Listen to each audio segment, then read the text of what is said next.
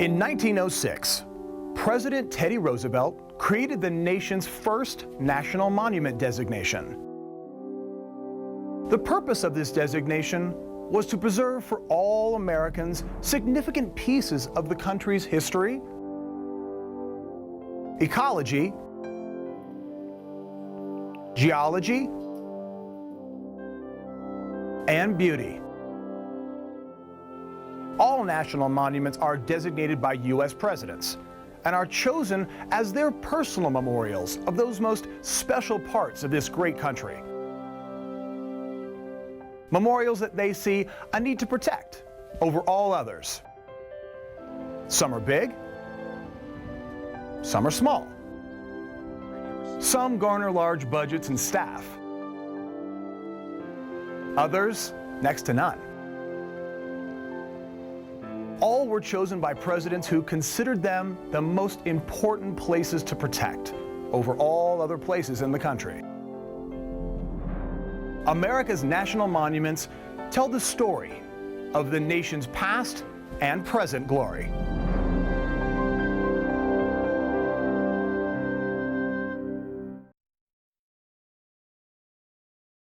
Hello, I'm Jordan Murphy, and I'll be your guide as we visit 11 national monuments located in America's Pacific Northwest. In this program, we'll travel to 3 monuments that preserve some of the nation's greatest fossil treasures.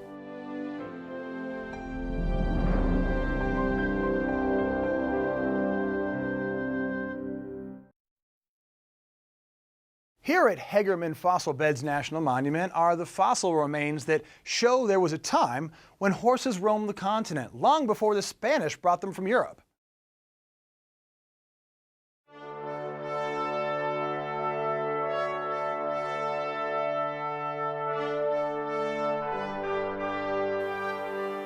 The modern horse, magnificent. For many, man's best friend. Carriers of conquerors and warriors. Now found throughout the world.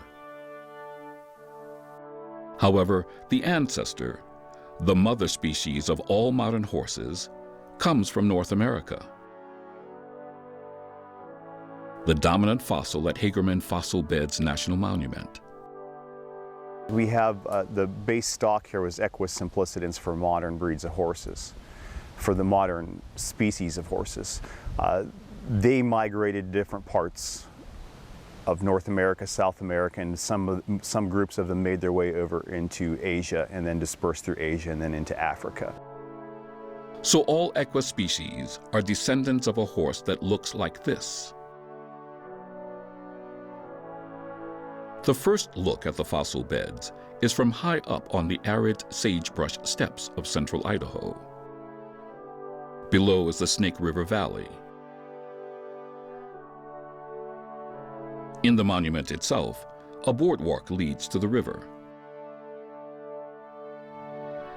From here, one can clearly see the 3 to 4 million year old sediments from which the Hagerman fossils have been excavated. Hagerman Fossil Beds National Monument was set aside by President Ronald Reagan in 1988. More fossils of Equus simplicidans have been found here than anywhere else in the world. The Snake River Valley that cuts through these fossiliferous sediments is an ecosystem unto itself. Adjacent to the monument is the Hagerman Wildlife Management Area. Thousands of waterfowl use the wetlands, including the numerous pelicans. Nearby are the federal and state fish hatcheries. The many fish farms in the Hagerman Valley produce 70% of the nation's commercially raised trout. Upriver 5 miles, cascading out of the basaltic walls, are large springs. Springs that flow continuously from a giant underground aquifer. A portion of the Oregon Trail which brought 400,000 immigrants to Oregon, passes through the monument.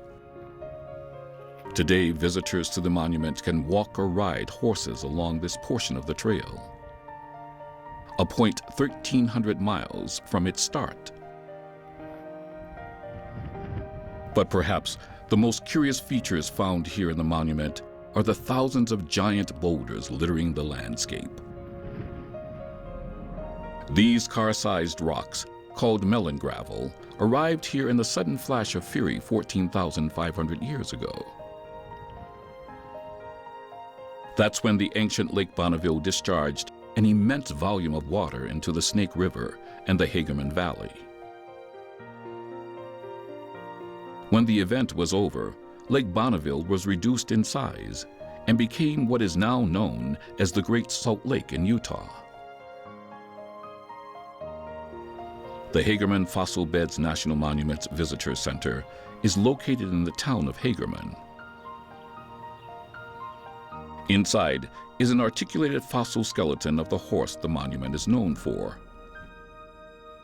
the Hagerman horse.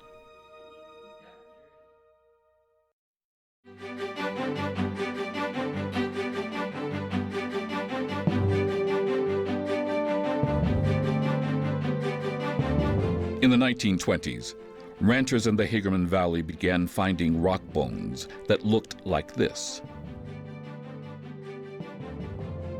They knew they were horse bones, but not from any horse they knew. Soon, paleontologists from the Smithsonian Institution in Washington, D.C. arrived and determined the skeletons dated back to the Pliocene epoch, 3.5 million years ago. Mary Carpenter and Phil Gensler are the monument's staff paleontologists working on the fossils and the fossil beds. 3.5 million years ago, the Snake River did not exist. The climate was wetter, and the landscape looked very different. This area, 3 to 4 million years ago, was the very easternmost portion of Lake Idaho. We were the eastern shoreline. We were actually more in the deltaic environment of the river coming into the lake. So this whole area had little braided streams and marshy deltaic environments, typical of a shoreline where a river comes into a lake. So the animals that were on this edge would die naturally, and then just the bodies would rot through natural events, and the bones would be covered up by those silts and sediments. Silts and sediments are now preserved in the Glens Ferry Formation that makes up the Hagerman fossil beds. Well, here we are on Hagerman fossil beds. We've got a pretty good area here to look at some of the stratigraphy. These are some classic deltaic sedimentary deposits. Right at my foot level here, you see a nice gray cross-bedded sandstone that represents stream deposits. The layer immediately above it, which is a little whiter, represents the filling in of this stream channel with silts and some fine sands. On top of that, this really dark, relatively dark layer is actually a volcanic ash. This is a basaltic ash, and these are what we use to get the dates on our fossils. And above that, you can see the sequence repeating. Here we do have a nice clay unit that represents probably a shallow pond. Scratching around here, I was actually able to pick out a couple small fragments to turtle shells. Turtles are pretty common here. The last couple years, we managed to excavate a complete turtle shell as well as a complete fish. They have also found bones of ancient camels, mastodons, pigs, hyenas, and big cats. But it is the Hagerman horse, Equus simplicitans, that is the prize of these fossil beds.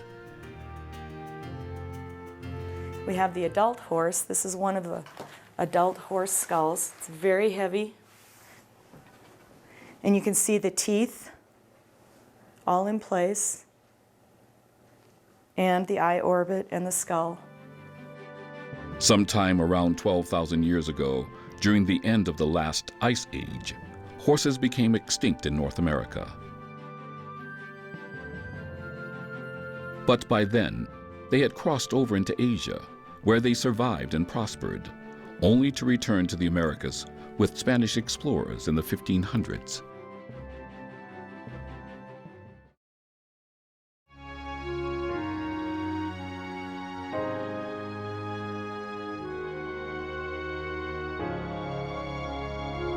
The Snake River is one of the most important rivers in the United States. It runs through the lower part of Idaho, eventually joining the Columbia River on its march to the Pacific Ocean. In south-central Idaho, the Snake River Plain was considered to be one of the most inhospitable parts of the country. That is, until the construction of a series of dams and canals along the river in the 1930s. In fact, the Snake is the most dammed river in the country. Today, the region, including the Hagerman Valley, is known as Magic Valley, with a combined population of over 160,000 people. Water from the Snake River magically transformed this desert into one of the country's most agriculturally productive regions, famous for growing the Idaho potato. Agriculture, fossil beds, and the mighty Snake River, all of which can be seen looking down on Hagerman Fossil Beds National Monument.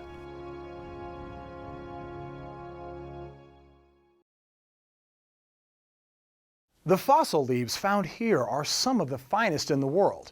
The plants from which they came flourished when this dry area was once a tropical forest.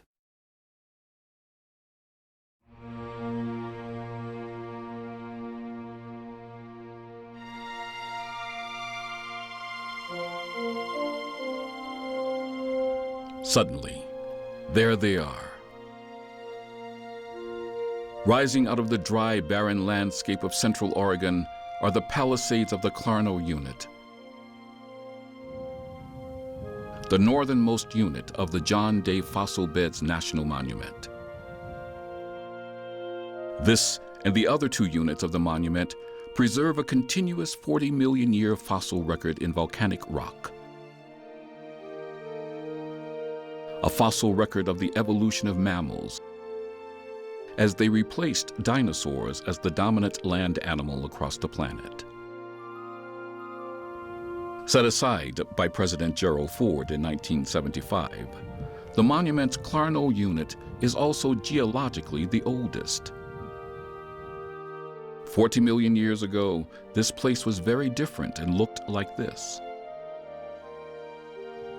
Today, a narrow trail winds along the bottom of the Palisades. Here and there, fossil leaves can be found in the remnant of an ancient lava flow. Even a tree trunk. In this unit, unavailable to visitors, are the famous Clarno nut beds, where three-dimensional fossil nuts and seeds are found. Nearby, a small quarry run by the high school in the appropriately named town of Fossil provides an opportunity for the amateur collector to dig for fossil leaves from the John Day beds. The second unit of the monument, the middle unit in both geologic age and location, is the Painted Hills unit. Its ashfall layers from ancient volcanoes are unmatched in their subtle beauty. The coloration you see in these hills, basically being the red at iron oxide, the buff color that you see in there, a combination of iron and magnesium, and the black paw marks and some of the lower stuff that you see in the stripes through there being manganese.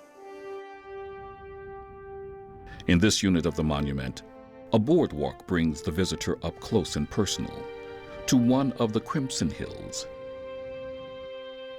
The textured clay stones found here are part of the John Day Formation and range in age from 39 to 18 million years old. Again, this was a very different place at that time. In contrast to the pastel reds of the Painted Hills unit, are the lively blues and greens of the third unit's Blue Basin. Known as the Sheep Rock unit, it is split down the middle by the John Day River. All the monument units are in the greater John Day River Basin, whose river eventually empties into the Columbia River on its way to the Pacific Ocean. The signature feature here is sheeprock, a dramatic bluff displaying layer upon layer of the John Day Formation. This easternmost unit of the 14,000 acres preserved by the John Day Fossil Beds National Monument also contains the youngest strata, ranging in age from 18 to 6 million years old. One of the most impressive features here is Cathedral Rock, a gigantic rock that slid down from the high bluffs above the river. During the long time when mammals evolved here, this land was one of the most active tectonic regions in what would become the United States. Indeed, all of the rocks in the monument are a result of volcanic activity and lava flows, uniquely entombing plants and animals for all time. A time brilliantly captured by the murals and fossils in the Sheeprock Unit's Visitor Center.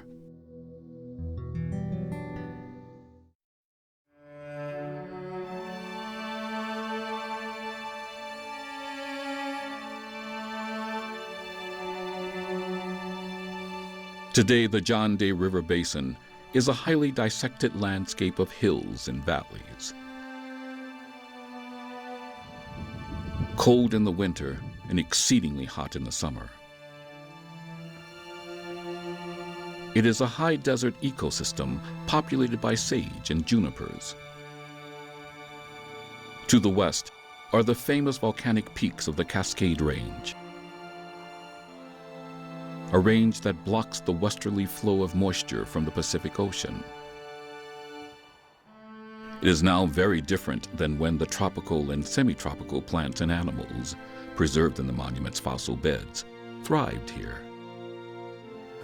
Here in the John Day Basin in central Oregon, there's about a 10,000 square mile series of volcanic rocks that entomb ancient biotas spanning roughly 40 million years or so. There are very few places in the world that you can go to see a 40 million year sequence of floras and faunas entombed in volcanics where one can actually get accurate dates.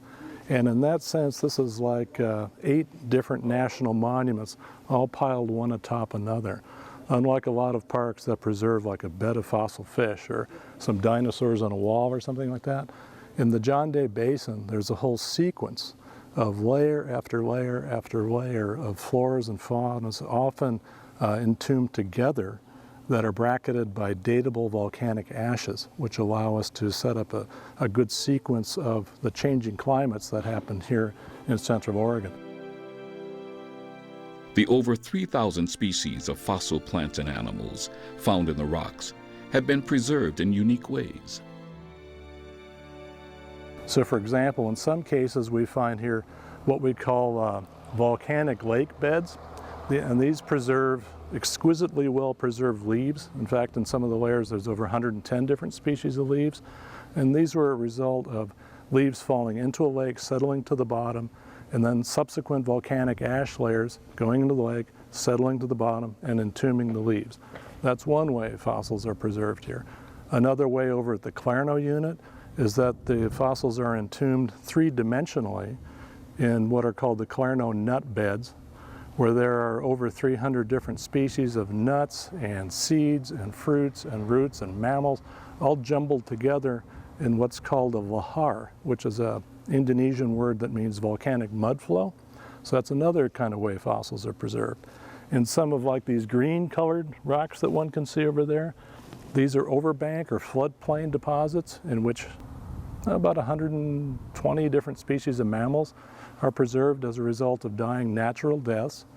These animals weren't killed by the ash falls, but were died normal deaths. In many cases were torn apart by predators, chewed on by rodents, what have you, and then were buried in subsequent ash falls, and which secondarily were turned into paleosols, or what we call fossil soils. The results are exceptionally well-preserved fossils, including mammals such as rhinos, big cats, horses, dogs, and other animals now extinct in North America.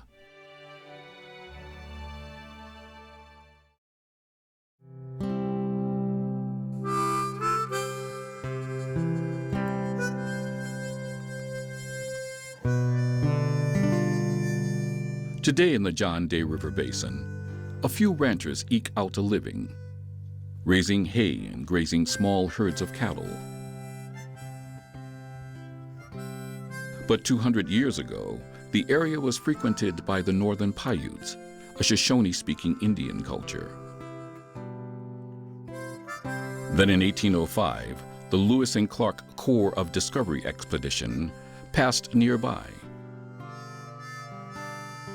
Trappers soon followed in search of beaver pelts. Then an unexpected event transformed this otherwise unexplored region. However, in 1862, gold was discovered by John Day, or Canyon City, and that gave a lot of interest to everybody coming in here. They did start a military road, wagon road, to go in and collect the gold as the miners were processing the gold and get them in bags. And this was during the Civil War, which is ironic because you wouldn't think that Oregon would even know about the Civil War going on back east. But Oregon was allowed to become a state in 1859, just before the war, because we all guaranteed we wouldn't be a slave state. So Oregon gold helped fund the war for the North. It also brought a thriving Chinese community to the region. When the gold ran out, settlers, using the 1862 Homestead Act, claimed much of this land and started raising sheep. For half a century, wool was a flourishing business. Ranchers sheared their sheep and brought the wool to the famous Pendleton woolen mills on the Columbia River. After World War II, the wool industry diminished as clothes began to be made from synthetic fibers. At the same time as the discovery of gold, Thomas Condon, a Protestant minister and self-trained scientist, recognized the area as a world-class paleontological site. From then on, a steady stream of collectors from America's most prestigious universities and museums poured into the area to gather up its famous fossils. Across from the Visitor Center in the Sheep Rock unit of the monument, the James Cant Ranch Historical Site brings back memories of those early years of exploration, settlement, sheep ranching, and fossil collecting. The beauty those pioneers saw here is still as it was. In one of the most picturesque places on the planet, now preserved for all to see, by the John Day Fossil Beds National Monument.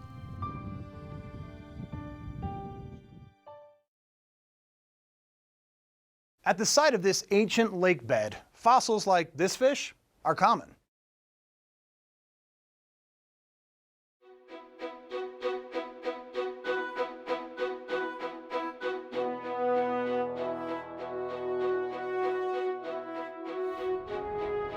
Tucked on the western edge of the Wyoming border is a spectacular assemblage of flat-top bluffs, rugged buttes, tall ridges, and colorful badlands.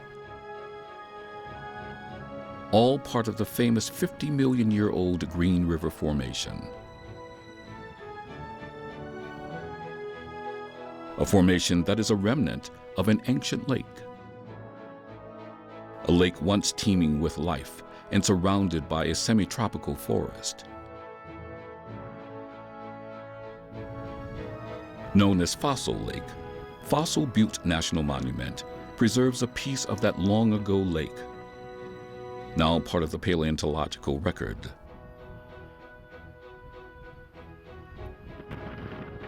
Dedicated by President Richard Nixon in 1972, the monument's grounds are anything but a lake today.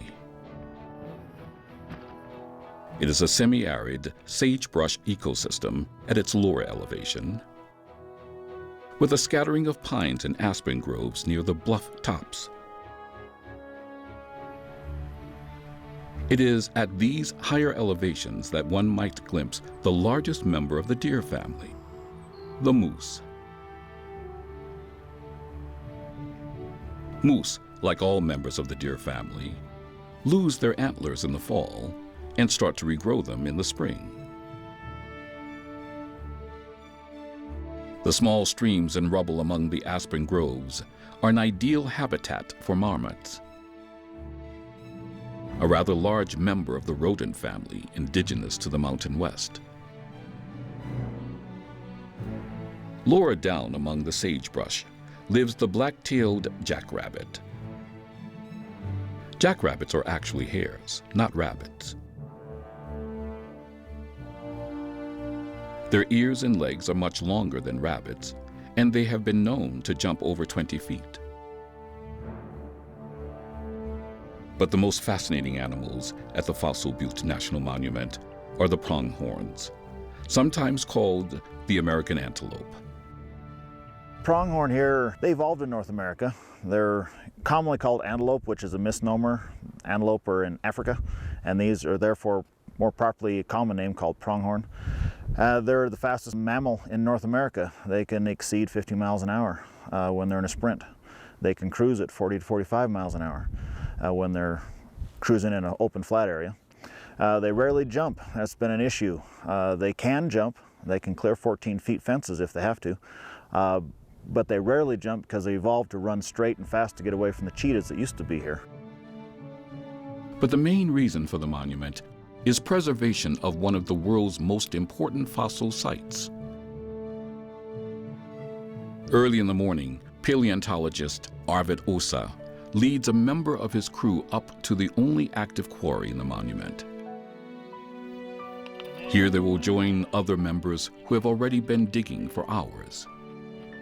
Here they are carefully removing layer by layer of the shale, exposing and collecting fish fossils. Arvid is interested in the discoveries of the day. This rather modest quarry, only 4 feet deep, has produced over 2,000 fossil specimens. Specimens that will be taken back to the lab for careful cleaning and preparation with air abrasive tools. Arvid knows what makes the fossils of Fossil Lake so special. We like to claim it's the world's greatest fossil site. There's 3 things that we talk about making this a fabulous fossil site. The abundance of fish that are found here. Literally millions have been removed outside of the park in some commercial quarries on private lands outside the park. Literally millions over the last 140 years have been removed from these limestone deposits here.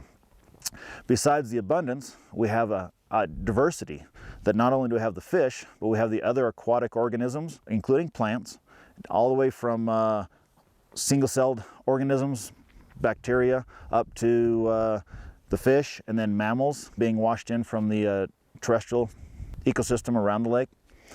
Birds. We used to have the world's oldest bats. We now have the world's oldest articulated bats. India now has an older bat. But we have a great diversity of aquatic and the terrestrial component coming in. We're up to 226 different types of leaves, seeds, and flowers documented from around the lake being washed in. So we have that diversity, and also the preservation is phenomenal here.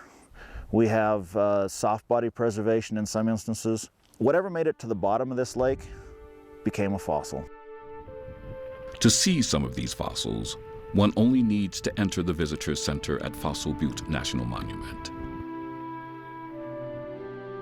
Inside on display is one of the most incredible fossil fish collections. Fossil fish of all sizes and types. Fossil fish on large slabs. And large single specimens. And there is more. Other animals such as this giant stingray. Birds. And reptiles such as snakes and turtles.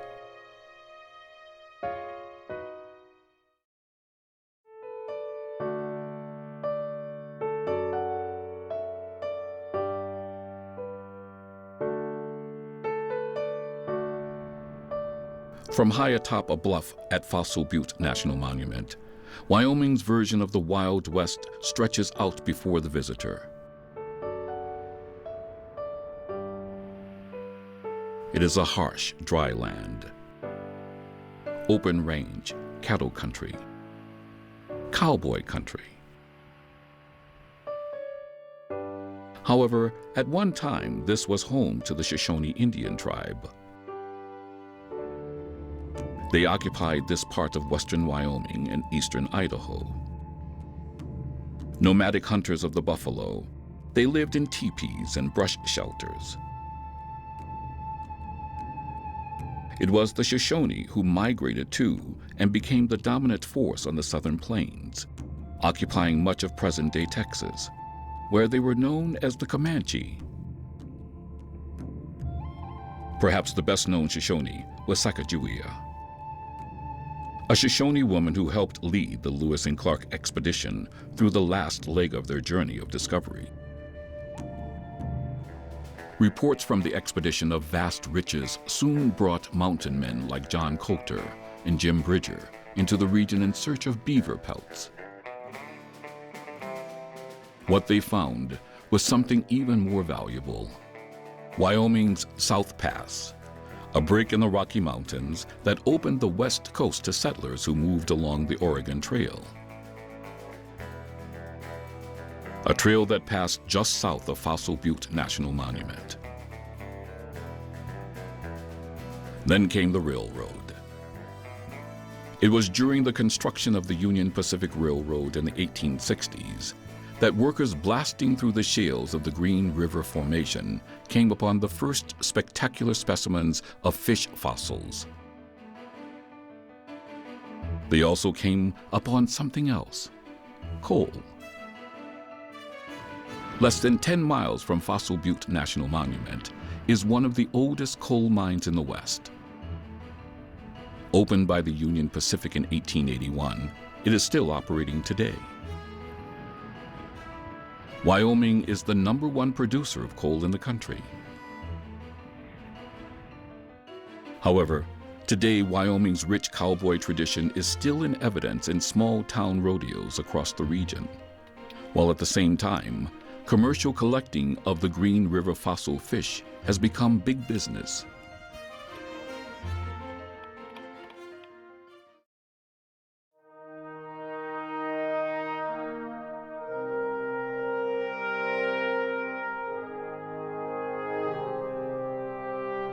"50 million years ago, during the Eocene epoch, Fossil Lake was part of a system of 3 large bodies of fresh water that covered parts of Wyoming, Utah, and Colorado. The largest was Lake Uinta, and is also the lake that contains the controversial oil shale deposits. It is estimated that there is more oil in these rocks than all the rest of the oil deposits worldwide. It is rock that burns. The formation of these ancient lakes started with the rising up of the Rocky Mountains during the last period of the dinosaurs. In the late Cretaceous, we had the Cretaceous Interior Seaway that came up through this part of Wyoming, just to the east of us. And of course, at that time was sea level. And then after that seaway pulled out, tectonics, we have the Wyoming thrust belt through here that warped those Cretaceous sediments up, forming depressions behind, which is where Fossil Lake formed, is in behind that in the early Eocene. Out in front of that upwarping is Lake Goshoot, which is another lake that coexisted when Fossil Lake was here. And so we had forested area at that time. It was quite warm and lots of precipitation, hence the lake forming. But over time, the climate became drier and the ancient lakes began to dry up. Lake Uinta formed first, Lake Goshoot followed, and early in Lake Goshoot's formation, Fossil Lake existed. Fossil Lake was the shortest lived of the three lakes. This basin here, that long narrow basin that it was in, eventually filled with sediment. Lake Goshoot continued to have water in it, but very shallow. It was probably a combination of filling up with sediment and the climate changing, and we got less precipitation, more evaporation, and the lakes went away. After those lakes went away, there was sediment that filled in on top, gravels and streams deposit sediments across the top. Those have since begun to erode down, and that's how we get these bluffs around here now, as we've continuously eroding since 30 million years ago, cutting down into these sediments, exposing the sediments in the hilltops here. Hilltops containing one of the world's greatest fossil treasures. Treasures, some of which have yet to be found.